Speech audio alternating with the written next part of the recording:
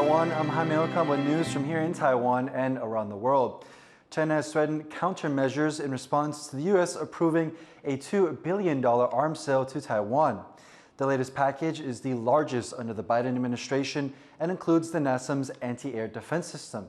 China's foreign ministry issued a statement urging the U.S. to stop arming Taiwan, saying the sales undermine peace and stability in the Taiwan Strait. China claims Taiwan as its territory and has threatened the use of force to bring it under its control. It's less than 10 days until the U.S. presidential election, and the result could have a huge impact on relations between the U.S. and Taiwan. But why does the U.S. care about Taiwan? To answer this, I spoke to Mike Studman, National Security Fellow at MITRE, a U.S.-based think tank that focuses on security. Mike, I want to first start off with the significance of Taiwan in general. What's the importance of Taiwan to the United States? I think that, first of all, we should care about 23 million people on Taiwan who are thriving in their own democracy. They're a Chinese-speaking democracy, and the world should take note. There is a counter-narrative from the Chinese that suggests that the Chinese could never adopt democracy, and Taiwan's democracy sort of belies all of that rhetoric. A lot of people, when they think about Taiwan, they may know that they produce semiconductors, and that's why it's important, but it's just more than semiconductors. They have a whole array of electronics that are there. Their semiconductors are true. It's 90% of the high-end semiconductors are there, and if China, Beijing controlled Taiwan, then those semiconductors, essentially China would hold the world hostage to the supply of those semiconductors upon which the entire world depends. And what about a strategic perspective? What happens if Taiwan is taken by China? If we let Taiwan go with or without a fight, it would certainly be a knock on U.S. credibility, its ability to defend friends and partners there. Looking at the hard power accumulation in China, their ability to sort of take Taiwan, all of that has meaning when you're talking about strategic choices that countries make. And so there would be a great deal of concern, and that's putting it lightly, in the Western Pacific, in Korea, Japan, Thailand, Australia, et cetera. That India is in the mix there. All of them would be very, very concerned about the growth of Chinese power taking over without the U.S. being able to sort of hold the line. Given all of this, what is the game plan for Taiwan in terms of the type of defense equipment that it needs? Does Taiwan need more traditional expensive weapons, or does it need to go the asymmetric, more mobile kind of firepower route? Yeah, I do think that we need to be able to field more asymmetric capabilities. Taiwan hates that word. They repeat it to us, but they hate us kind of talking about it. They do need some high-end platforms that are large enough to endure in high seas, for example. You can't do that with maybe small drones on the surface of the water. That's part of the argument for, why Taiwan has to balance those things. And I think it's legitimate. But the question is, how do we actually advance on the larger platforms with more impactful capability under certain conditions? And how do we actually get the small, many, numerous, lethal capabilities that we're going to need? A family of systems that you can build faster, that can, defend and kill and sea to kill in the Taiwan Strait, in the air around Taiwan. And you can't spend all that time, 5 to 10 years to build up all this other big stuff. The timelines are just too extended for larger platforms, the complex ones. So you need simple, workable stuff, the kind that Ukraine and Russia showed, is effective on the battlefield, and you need it in spades. That was Mike Studman, National Security Fellow at MITRE. Now, former President Donald Trump is looking to get back into the White House. But what could that mean for the future of Taiwan? Well, we take a look at how Trump and the Republican Party would support Taiwan. With just weeks to go before the U.S. picks a new president, topics like the economy and immigration are in the spotlight. But many here in Taipei are asking what a second Trump presidency could mean for Taiwan.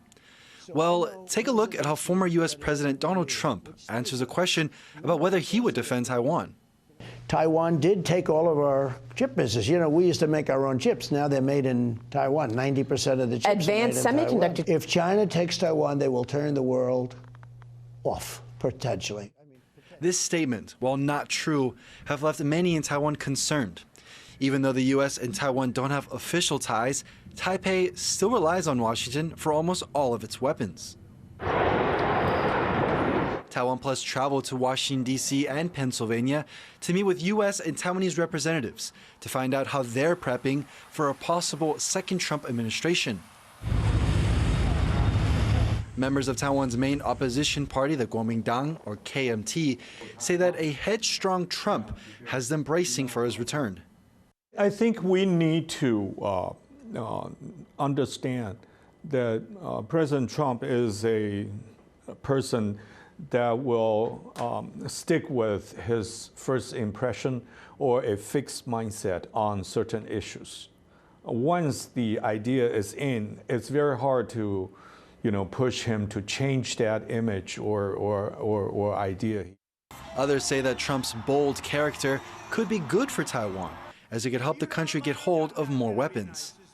I think it's fair to say that if Mr. Trump is re-elected, that the boundaries around arms sales to Taiwan will expand. With Mr. Trump, we get more unpredictability, of course, and that creates anxiety and concern. He's also talked about defense and how the United States gets nothing back for its underpinning Taiwan security. Trump has been known to be very vocal on certain issues, including Taiwan, which faces the threat of invasion from China. Recently, Trump criticized Taiwan for not paying for its defense, but looking at the numbers, they tell a different story. Under the Trump administration, Taiwan spent a record amount on arms sales from the U.S. compared to other presidencies, spending billions on fighter jets, tanks, and missiles, the majority of which still haven't been delivered. That's a bit different to the current Biden administration, which has mostly provided Taiwan with munitions and maintenance deals. Many in D.C. say that while Trump most likely will continue this kind of support, it's not just him running the show. While under Trump's presidency, Taiwan saw the most ever arms sales, it's his rhetoric on Taiwan that could pose an obstacle. But many analysts say that what he says isn't exactly what the Republican Party thinks about Taiwan. The politics of it are not easy. The economics of it are not easy.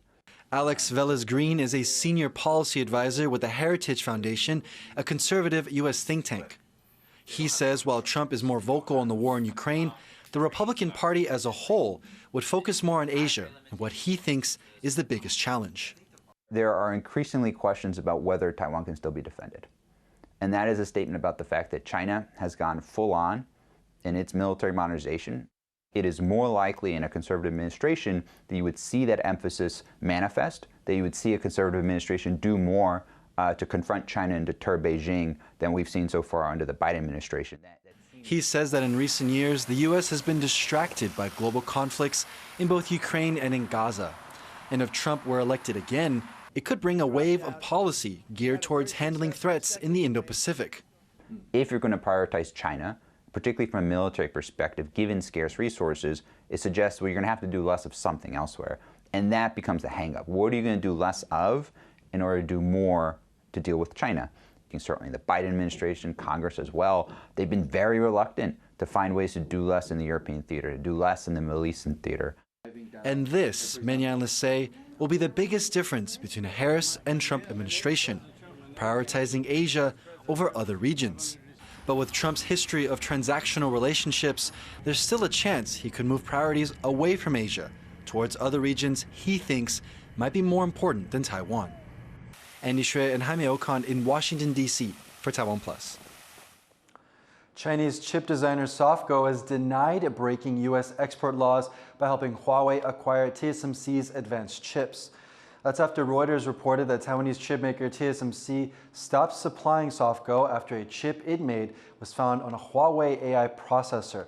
This is a possible breach of U.S. export restrictions that limit the Chinese company's access to advanced tech. Huawei says it has not sourced chips from TSMC since the U.S. sanctions began in 2020. Japan is voting in an election that could deal Prime Minister Ishiba Shigeru's Liberal Democratic Party, or LDP, its worst outcome in 15 years. Voting is scheduled to end on Sunday evening, with election results expected early Monday morning. Exit polls suggest this election will be the tightest for the conservative LDP since 2009, and the party is expected to lose its majority in the lower house. Voters have expressed concerns about recent party scandals and the growing cost of living crisis. この特に直近ではやっぱり物価高とかこの経済的なものが大きいと思うので、まずはそこと。Policy analysts say an unfavorable outcome could lead to Ishiba's resignation as prime minister after just a month in office. Now, Taipei hosts the largest Pride celebration in the Asia-Pacific region, and this year some of the biggest names in the art form of drag have come to give show-stopping performances on the night of the city's Pride festivities. Wesley Lewis reports.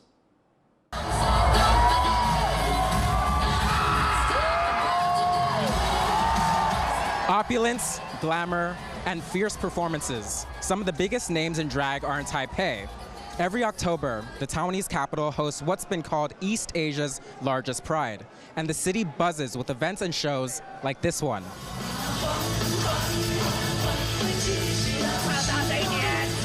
This year, Taiwan-born drag queen Nymphia Win shone a light on the country and its LGBTQ+ scene after winning the 16th season of the reality competition show RuPaul's Drag Race, becoming the show's first East Asian winner.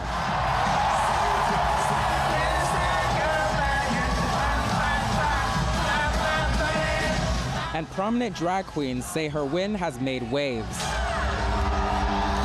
Thanks to Nymphia winning, now more than ever, people are finally noticing the Asian excellence, that we have going on in the media. The theme of the drag show is Asian drag excellence and is being headlined by Nymphia and a star-studded group of prominent drag queens of East and Southeast Asian descent, all of whom have starred in the Drag Race franchise. Asian excellence means being a representation of your culture, being completely who you are and being proud and saying it loud everywhere that I am Asian, I am here, and I am freaking excellent at it. Pose, passion, pose, pose, pose. Here, the performers say the way they approach drag allows them to explore and express their cultural heritage. My name is Manila Luzon, and I named myself Manila because it's the home place of my mother from Manila in the Philippines. And it was a very important thing for me because I grew up in a predominantly white area in the United States, and I thought that was something that set me apart. And I chose to really lean into my Filipino culture with my drag, and yeah, it's been fantastic. Before the show, the drag queens took part in a meet and greet, which drew crowds of adoring fans. Taiwan is seen as a leader of LGBTQ+ rights in the region, with the country being the first in Asia to legalize same-sex marriage in 2019. And Taipei Pride continues to shine a light on the local thriving queer community. And with events like this, Taiwan's drag scene seems to be making a place for itself on the global stage. Hank Shu, Brian Cragen, and Wesley Lewis in Taipei for TaiwanPlus. Thank you for watching What's Up Taiwan. Finally, check out the winter light show called Dragons of the North at Pleikendale Zoo in Belgium. I'm Jaime Ocon. Take care. We'll see you next time.